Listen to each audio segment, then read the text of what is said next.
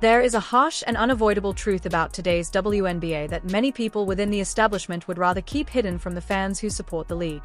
The game is still played with an outdated and often excessive level of physicality that seems designed to wear down and intimidate elite offensive players. For more than 2 years, Caitlin Clark has had to battle through that environment largely on her own, taking hard hits and questionable fouls while the Indiana Fever front office remained noticeably quiet. But that era is now coming to an end. Caitlin Clark has begun taking a much more active role in shaping the direction of this franchise. And she has just helped bring in a player whose impact strongly suggests she may understand what this team needs better than the entire Indiana Fever front office combined. Welcome back. This is WNBA Insider, and today we're taking a closer look at the remarkable influence Caitlin Clark is having as the unofficial general manager of the Indiana Fever. We're combining the real-world intensity of on-court battles with the defensive analytics that help explain this major roster change. If you believe the signing of Maisha Hines was simply another routine transaction, it may be time to rethink that perspective. We're going to examine how Clark helped make this move happen, break down the impressive defensive numbers Hines is producing, and explain why longtime league veterans should be paying attention. Let's set the stage and take a fresh look at what this roster addition really means. Winning. Being able to play with Caitlin Clark, I think that was a huge eye-opening. I have the opportunity to play with one of the greatest players that's ever going to play the game of basketball. So for me, once I also heard that, she really wants me here too, I was like, oh, well, let's get it done then. There's no questions about it. During Fever Media Day, Maisha Hines sat down at the press conference table and shared something incredibly revealing. She openly said that getting the opportunity to play alongside Caitlin Clark was a major eye-opening moment for her, describing Clark as one of the greatest players who will ever play the game of basketball. But the most telling part came when Hines admitted that once she learned Caitlin Clark specifically wanted her in Indiana, the decision became easy. There was nothing left to think about. She signed the contract. Caitlin Clark looked at the Indiana Fever roster, saw a major lack of physical presence, and actively pushed for the exact piece she believed the team was missing. Eventually, the front office made the move, and the early results have been impossible to ignore.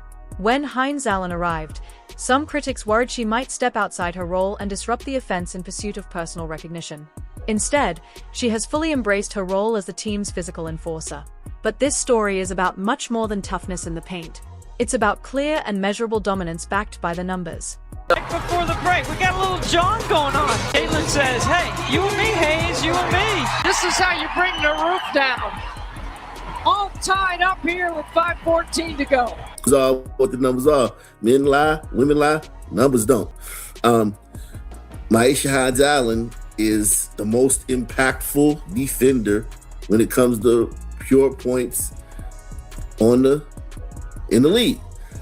And Caitlin has chosen wisely. Shout out to Caitlin, man. Let Caitlin be the GM, man.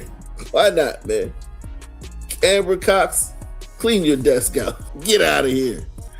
When you study the data, the results are impossible to argue with. Right now, Maisha Hines owns the highest defensive net points rating in the entire WNBA at an impressive plus 9.6.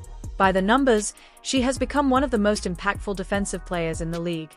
She uses her size and strength to control rebounds, set rock-solid screens, and prevent opposing post players from getting comfortable position anywhere near the basket. She's not focused on winning MVP awards. Her goal is to create the protection and stability that allows the team's MVP-level talent to thrive without constantly dealing with unnecessary physical punishment. But the real value of a player like this goes beyond statistics. A true enforcer creates a psychological effect. She becomes a physical presence that changes the way opponents behave the moment they step onto the floor. Maisha Hines a few years ago when we were asking for an enforcer, everybody was acting like we were asking somebody to come out on the court and pistol whip somebody. An enforcer is somebody who will handle stuff like this, be a presence, just show them. It's As the analysis on AK Nation TV correctly explained, an enforcer doesn't need to run onto the court and physically attack an opponent. A real enforcer works more like a security guard at an upscale retail store. Simply being present is often enough to influence how everyone else behaves. When opposing players see Hines waiting in the paint, they naturally think twice before taking unnecessary cheap shots. And if a team like the Chicago Sky decides to push the limits, Hines is more than willing to set a hard, physical screen that sends a clear message that the Indiana Fever can no longer be pushed around. This kind of physical protection is extremely important, not only for Caitlin Clark, but for the entire young core of the team. Like choking Caitlin, and you got to come over there and grab and pull them off of them. A lot of times it's just, oh, we saw that. Okay. Next time down, boom, chicken wing to that girl. And it's like, oh, just a message. She got to send messages and let it be known. Aaliyah Boston has grown into an outstanding offensive center and one of the most talented young players in the game. However, as the film repeatedly shows, she has often struggled to physically protect herself when veteran players become overly aggressive around the basket. Having Hines on the roster gives the Fever an important layer of protection while Boston continues developing that necessary edge to her game. But if we're going to remain completely fair and objective in this analysis, there's still one important weakness that Hines needs to address immediately. And then when you get the rebound on defense, the defensive rebound, get the ball to Caitlin. Do not dribble that ball down the court. That's not you, okay? And I get it. Sometimes you look for Caitlin and she's being face guarded. Just hold the ball and let her juke her man and break free and then get her the ball. Don't just instantly see her face guarded and then just... When you grab a defensive rebound, the goal is not to lower your head and dribble the ball 94 feet through heavy traffic. You are an elite enforcer, not a point guard. The moment you secure the rebound, your first and most important responsibility is finding Caitlin Clark. Even when defenders are face guarding her, you keep possession and stay patient. Allow her to shake free from her defender before making the pass. Don't race down the floor at full speed only to get trapped in the corner and give the ball away. The Fever offense reaches its highest level of efficiency when the basketball is in Clark's hands, and moving away from that formula only creates unnecessary risk.